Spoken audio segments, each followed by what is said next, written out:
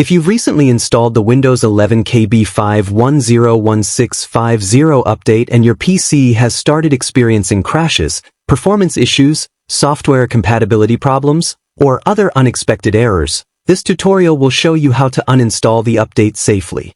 Removing the update may help restore your system's stability if the problems started after installing it.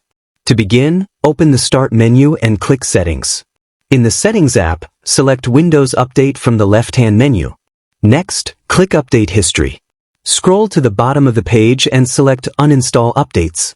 You'll now see a list of installed Windows updates. Locate KB5101650, then click Uninstall next to it. When prompted for confirmation, click Uninstall again. Windows will begin removing the update from your system. This process may take several minutes, so be patient and avoid turning off your computer while it's in progress. Once the update has been successfully removed, restart your PC to complete the process. After your computer restarts, KB5101650 will no longer be installed. If this update was causing the issues, your system should now run more smoothly. And that's it. I hope this tutorial helped you resolve the problem.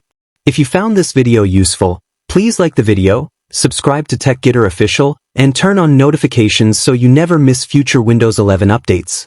Thanks for watching, and I'll see you in the next video.